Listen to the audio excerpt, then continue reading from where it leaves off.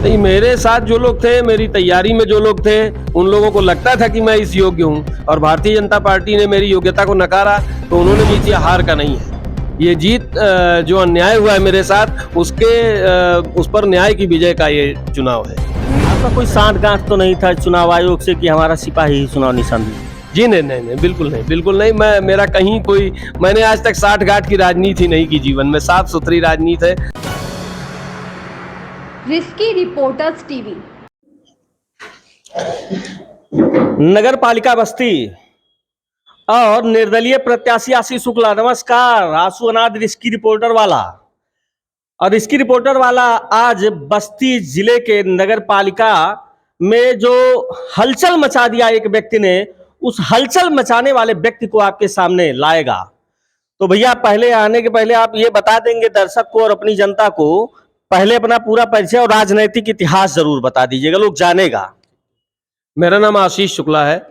मैं भारतीय जनता पार्टी में पिछले 18 वर्षों से समर्पित कार्यकर्ता के रूप में मैंने काम किया है। युवा मोर्चा का नगर अध्यक्ष रहा हूँ, जिला संयोजक रहा हूँ, उसके बाद नगर अध्यक्ष मेन बॉडी भाजपा रहा हूँ, जिला मंत्री रहा हूँ और माननीय सांसद हरीश द्विवेदी जी का पूर्व सांसद प्रतिनिधि भी रहा हूँ। भैया, आप जितना चीज़ें गिनाए, 18 साल से राजनीति आप कर रहे हैं और जितनी राजनीतियाँ की भाजपा वाली की, तो भाजपा से काहे नहीं लड़े? अब भारतीय जनता पार्टी से मैंने प्रत्याशिता की थी पिछले वर्ष भी। पिछले कार्यकाल में जब निकाय चुनाव हुए थे तब भी मैंने प्रत्याशिता की थी, लेकिन भारतीय जनता पार्टी ने हमारे वरिष्ठ नेता को उस समय योग्य समझा और उनकी पत्नी को टिकट दिया। और इस बार भी मैंने की थी प्रत्याशिता भारतीय जनता पार्टी से ही, लेकिन किसी कारणवश उन लोगों ने नहीं लगा होगा उनको कि मैं ये चुनाव जीत सकता हूँ या मुझे अयोग्य समझा होगा, इसलिए उन्होंने मुझे प्रत्याशी नहीं बनाया। अच्छा, उन्होंने योग्य नहीं समझा, जो एक भीड़ आपके साथ आके खड़ी हो गई, नहीं भैया आपको खड़ा होना है, ऐसे में क्या आपको लग रहा है? नहीं, मेरे साथ जो लोग थे, मेरी तैयारी में जो लोग थे, उन लोगों को लगता था कि मैं इस योग्य हूँ और भारतीय जनता पार्टी ने मेरी योग्यता को नकारा, तो उन्होंने मुझसे कहा कि नहीं, आपको चुनाव लड़ना है और चुनाव इसलिए लड़ना है कि जो भारतीय जनता पार्टी का निर्णय है उसके खिलाफ लड़ना है। चुनाव जीत या हार का नहीं है। ये जीत जो अन्याय हुआ है मेरे साथ, उस पर न्याय की विजय का ये चुनाव है। अच्छा, जो अन्याय किया गया पार्टी के द्वारा, उसके लिए जो आपके साथ खड़े हुए थे, उनकी ये सोच थी कि आप चुनाव मैदान में आए, जीत हार अपना किनारे रख के, वो क्या होगा नहीं मतलब है, लेकिन आपका चुनाव मैदान में आना जरूरी है। जी, बिल्कुल। लेकिन इतने धन बलियों के बीच में, बाहुबलियों के बीच में, आप निर्दलीय प्रत्याशी के रूप में कहाँ तक अपने आप को सफल पाएंगे? बिल्कुल, बस्ती का इतिहास रहा है। 2014 में हरीश द्विवेदी जी एक सामान्य कार्यकर्ता के रूप में आए और तब भी राम प्रसाद चौधरी जी पूर्व कैबिनेट मिनिस्टर थे, धनबली थे, बाहुबली थे।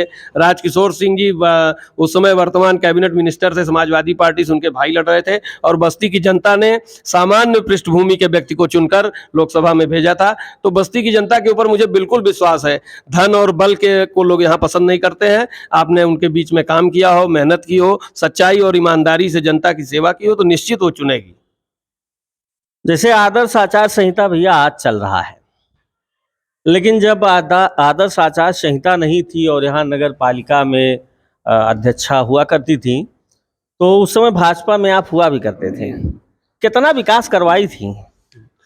जी बिल्कुल, जितना कहीं ना कहीं ये है कि जितना विकास लोगों ने जिस विकास की अपेक्षा की थी वो नहीं हो पाया। उसके कई कारण रहे।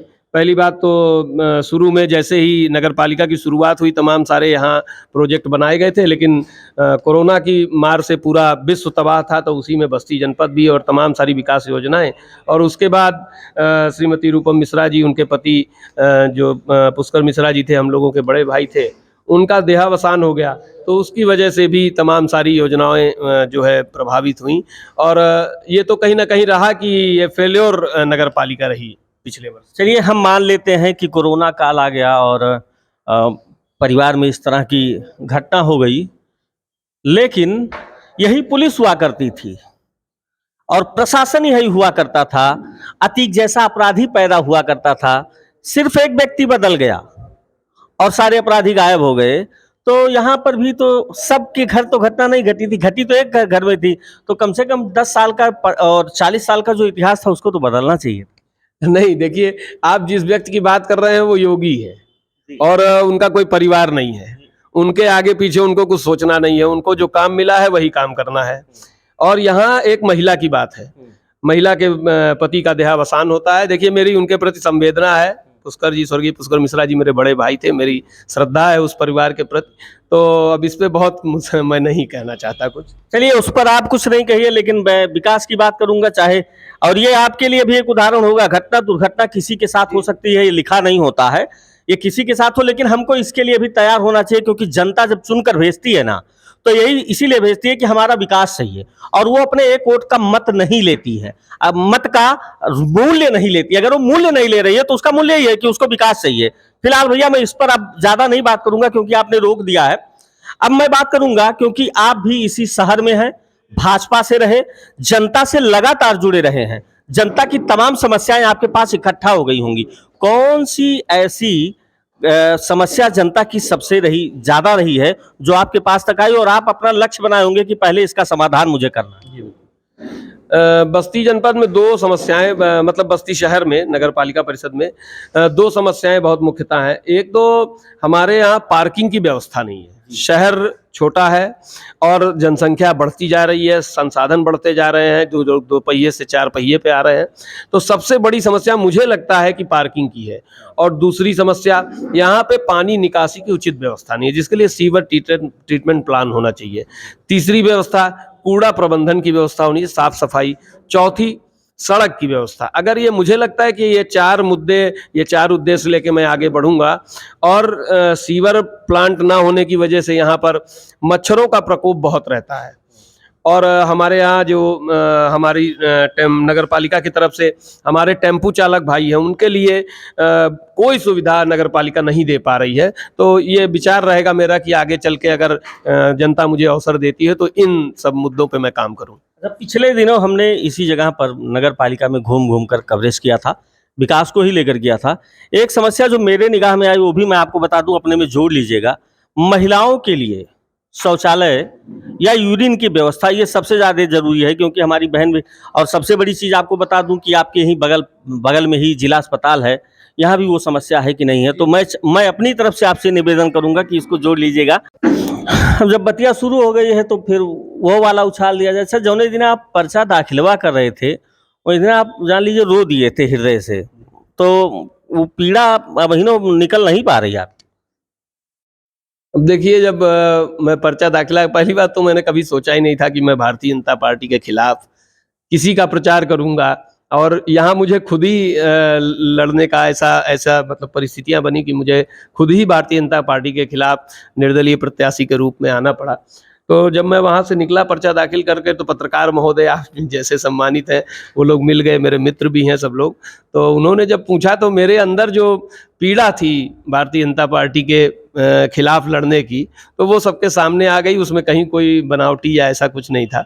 भारतीय जनता पार्टी मेरे रग-रग में थी या है, मैं ये स्पष्ट नहीं कर पा रहा हूँ बस। नहीं, आज अभी स्पष्ट भी ना करिएगा, चुनाव बाद स्पष्ट करिएगा, चुनाव बाद भी हम आपके पास आएंगे। अच्छा, अब लास्ट में चलते चलते हम आपसे ये प्रश्न करना चाहेंगे कि आप अपनी जनता को, जो आपकी सम्मानित जनता है, और हमारे दर्शकों को, अपनी जनता से मांगना क्या चाहेंगे, और हमारे दर्शकों को आप शुभकामना क्या देना चाहेंगे? देखिए, मैं आप सबसे करबद्ध निवेदन करता हूँ। भारतीय जनता पार्टी की मैंने 18 वर्ष तक सेवा की है सच्चे सिपाही के रूप में, और किसी न किसी कारणवश मेरा टिकट नहीं हो पाया। तो मैं निर्दल प्रत्याशी के रूप में, मेरी पत्नी श्रीमती नेहा शुक्ला जी अध्यक्ष पद के लिए आपके बीच में हैं, और उनको चुनाव निशान भी सिपाही ही मिला है। तो जी, तो मेरा आपसे निवेदन है कि सिपाही के सम्मान में नेहा शुक्ला, आशीष शुक्ला मैदान में, इस चुनाव चिन्ह को ध्यान में रखकर आने वाले 11 तारीख को भारी बहुमत से सिपाही चुनाव निशान पर मोहर लगाकर नेहा शुक्ला को विजयी बनावें। अच्छा, लास्ट में एक क्वेश्चन तो आप जबरदस्ती बढ़वा दिया हमारा, आपका कोई सांठ गांठ तो नहीं था चुनाव आयोग से कि हमारा सिपाही ही चुनाव निशान दीजिए? जी नहीं, बिल्कुल नहीं। मेरा कहीं कोई, मैंने आज तक साठ गांठ की राजनीति नहीं की जीवन में। साफ सुथरी राजनीति है, समझौतावादी नहीं हूँ। अभी मैं स्पष्ट भी कर दूं, मेरा पर्चा, जब मैंने पर्चा दाखिल किया उसके बाद से लगातार तमाम सारी अटकलें और अफवाहें चल रही थी कि पर्चा उठा लिया जाएगा, इनके दबाव में, उनके दबाव। लेकिन मैंने जीवन में बहुत दृढ़ निश्चयी आदमी हूँ, नफ़ा नुकसान कभी जीवन में सोचा ही नहीं। जो कदम उठा लिया उसको पीछे हटाना नहीं है। तो ऐसा कुछ नहीं है, ऐसा कहीं कहीं कोई मेरी साठगांठ अच्छा, कोई हरकई वो नहीं किया कि उठाई उठाई उठाई। नहीं नहीं, हड़काए नहीं। भारतीय जनता पार्टी का मैं 18 वर्ष सेवा किया हूँ, तो वहाँ के लोगों का स्नेह है मेरे प्रति।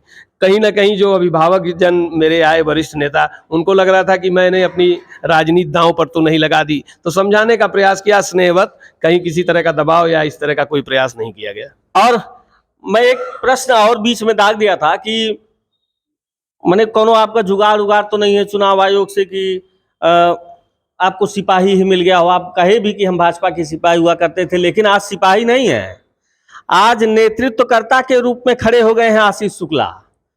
और नेतृत्वकर्ता को अब सिपाही दिया गया है कि जनता के लिए तुम अभी भी सिपाही हो।